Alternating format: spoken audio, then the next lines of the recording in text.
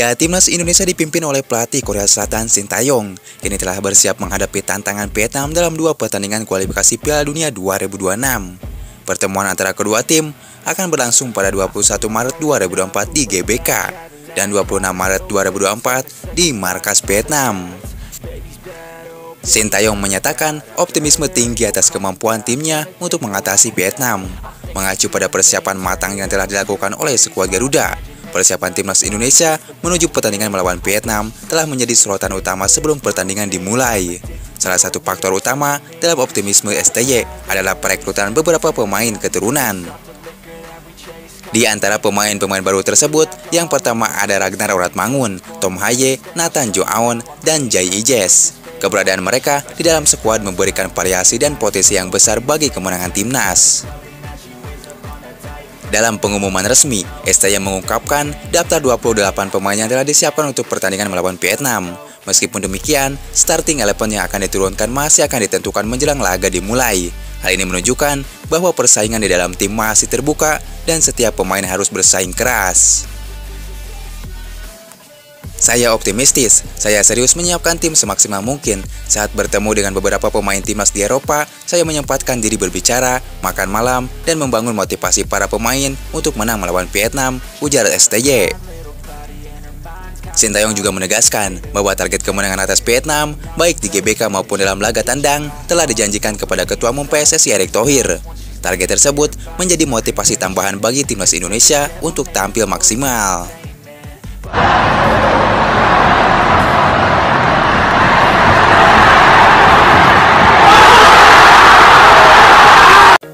Ya, namun meski optimis, Shin Tae-yong juga menekankan bahwa sepak bola adalah olahraga yang sulit diprediksi.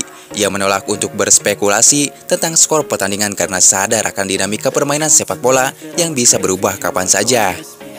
Terakhir, kami menang 1 gol di Asian Cup. Bagaimana besok? Sepak bola tidak sesederhana skor. Namun yang pasti, saya optimistis tim akan siap saat pertandingan nanti dengan mengejar kemenangan, baik di GBK ataupun Vietnam, tutup Shin Tae-yong. Ya, apakah Tom Haye dan Ragnar Oratmangun bisa diturunkan lawan Vietnam? Sementara 2 pemain ini belum melakukan sumpah tapi sudah dipanggil Shin Tae-yong. Ya, EXO PSSI Arya Sinulinga memastikan bahwa Tom Haye dan Oratmangun masih memiliki kesempatan untuk membuat debut bersama timnas Indonesia pada tanggal 26 Maret 2024. Ternyata, Tom Haye dan Ragnar Oratmangun masih memiliki kesempatan untuk melakukan debut mereka pada pertandingan kedua melawan Vietnam yang akan berlangsung pada tanggal 26 mendatang. Ya, seharusnya proses mereka sudah selesai kemarin dan bisa bermain dalam pertandingan pertama. Namun berkas mereka ternyata belum ditandatangani oleh Ketua DPR Puan Maharani. Ya, rasa kecewa mendalam terasa ketika kita menyadari bahwa DPR, lembaga yang seharusnya menjadi wakil rakyat yang memahami urgensi dalam setiap proses, justru lebih mementingkan agenda pribadi mereka. Ya, namun meski sekarang berkasnya sudah ditandatangani, namun tetap saja bisa disebut telat, karena Tom Haye dan Ragnar Oratmangun sudah pulang ke Belanda.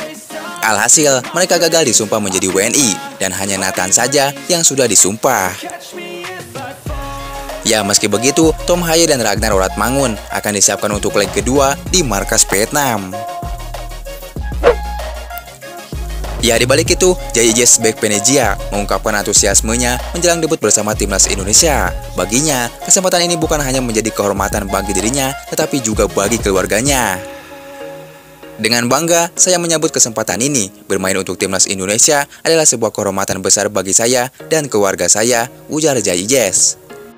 Dia juga mengungkapkan tingginya semangat dan rasa tak sabarnya untuk bergabung dengan tim nasional.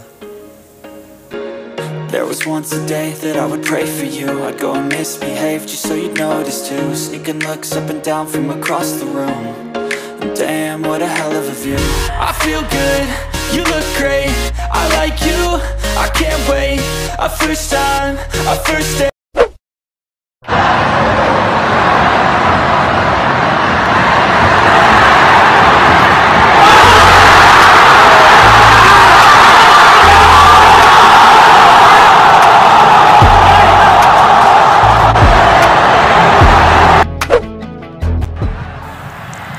Ya, bertandang ke markas lawan adalah tekanan yang berat bagi tim manapun. Apalagi tandang away tersebut bakal ditonton ribuan supporter tuan rumah. Ya itulah yang akan dirasakan oleh timnas Vietnam ketika bertamu ke Stadion GBK nanti.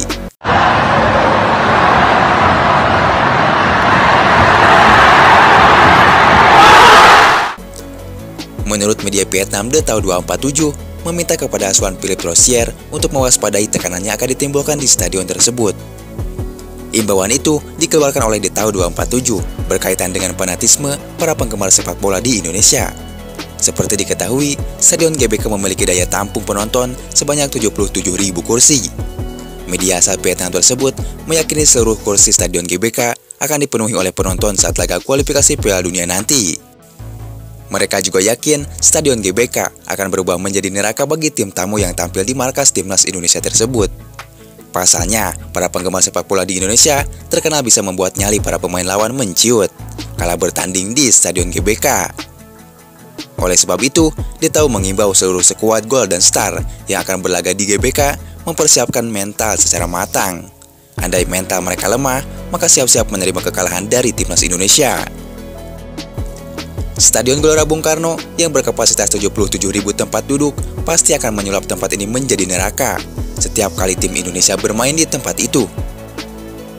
Merupakan tantangan psikologis yang nyata bagi lawan, ujar media Vietnam.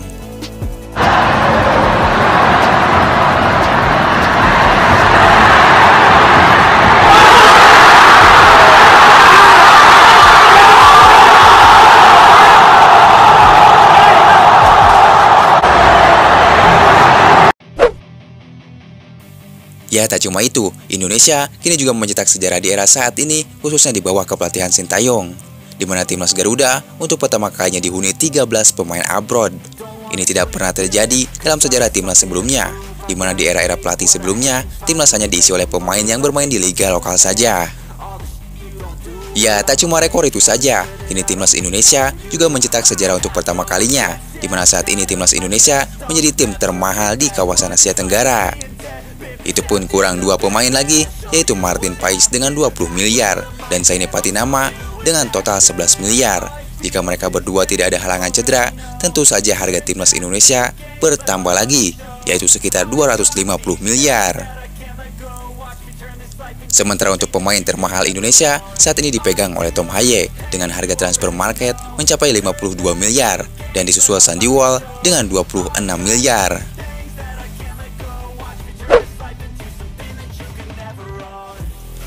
Ya, dibalik itu melihat laga nanti melawan Vietnam pada 21 dan 26 Maret mendatang. Salah satunya adalah Asnawi Mangku Alam Bahar yang saat ini bermain di Liga 1 Thailand bersama 4FC. Akan tetapi, Asnawi dipastikan akan absen di laga perdana. Pasalnya, Asnawi telah mendapatkan 2 kartu kuning di laga sebelumnya saat melawan Irak dan Filipina. Ini total, ada 3 pemain langganan timnas yang absen di laga melawan Vietnam. Yang pertama, Asnawi akumulasi kartu kuning, Hernando Ari cedera, dan Zaini Patinama juga cedera. Jadi menurut kalian, siapa yang akan jadi pilihan STY untuk menggantikan 3 pemain ini?